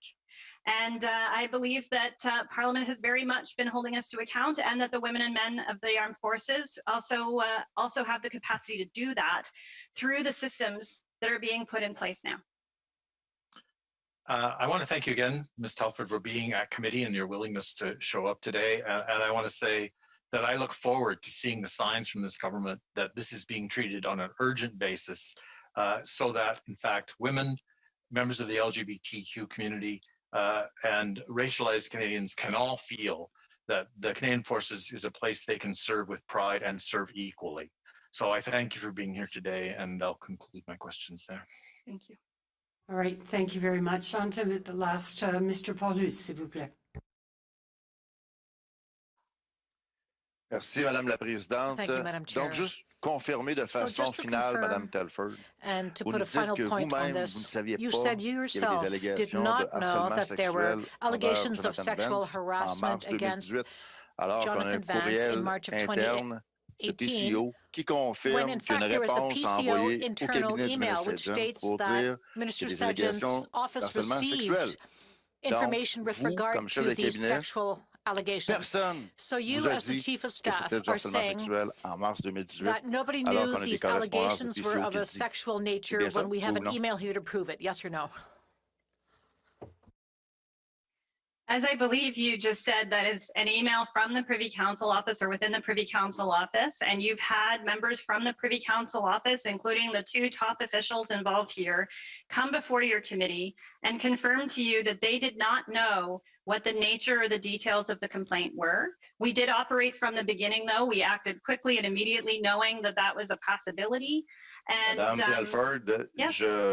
Madame Telford, j'ai un courriel Ms. Telford, de I have Janine Sherman. an email here from Janine 2 mars Sherman 2018, dated March 5h09 p.m., 2, vendredi à 5h, 2018, comme ça arrive around souvent dans des cas 5 comme ça, p.m., qui donne une réponse proposée, which qui dit que c'est un cas proposes très an sensible, answer de garder saying ça it's de a façon sensitive très matter confidentielle, which should et qui remain confirme que c'est des confidential allégations and which d'harcèlement confirms sexuel. On ne parle that même pas these des are conduites, on parle allegations of a d'harcèlement. sexual Le courriel est nature. ici. We're not Si even vous ne l'avez talking pas, je peux about vous sexual l'envoyer. misconduct. We're Donc, talking vous me dites about something que more même serious. après avoir une preuve comme ça, ça ne So peut pas être even plus after tangible seeing que ça. evidence Vous me like this, confirmez que this is vous black and n'étiez pas white. au courant You are en mars still saying 2018 that qu'il y in avait une March of plainte d'harcèlement 2018 you sexuel did not contre know Jonathan Vance. that there was a sexual harassment Madam Chair, complaint I can tell against you Mr. what I Vance. know, as I have tried to do over the course of this committee, and or what I knew at the time, which is obviously different than what I know now.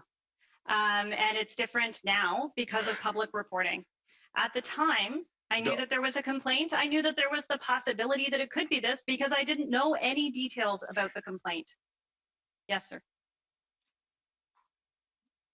Donc, vous n'aviez pas le détail, mais vous So you saviez que did c'est une not plainte have the d'harcèlement details, sexuel, but parce you que le knew it PCO le was a savait. sexual Vous ne saviez harassment pas c'était complaint quoi le because détail, bien évidemment, PCO mais vous knew saviez it. que You c'était du didn't know harcèlement. the exact details, Madam but you knew it Chair, was as sexual I've harassment. said, I apologize if I didn't repeat myself the same way as I did every other time over the course of the committee. I didn't know the nature of the complaint. I did not know the substance of the complaint. I did not know the details of the complaint. I didn't have any info. I didn't know where the complaint came from. I didn't know why it went to the ombudsperson or why the ombudsperson raised it with the minister. I knew very, very little, Madam Chair. OK. Mais Michael Vernick le savait parce que Michael Vernick est le greffier du Conseil privé et Mme Sherman travaille pour Michael Vernick. And Ms. Sherman worked for Mr. Thank you. Time is up. Madame Vanderbilt, we've got 2 minutes remaining. Go ahead. Yes, thank you, Madam Chair. And I do want to thank Ms. Telford for being here. I can say that from one feminist to another, your commitment to women, to giving women agency, and to ensuring that they're heard and listened to is something I've personally seen, particularly in the first 3 years of our first mandate when I was the chair of the Women's Caucus, and you always provided the full support of your office to what women are saying. And I just would like you to comment in the last minute that we have about what that means to you, what feminism means, and your own reflections on what has happened here.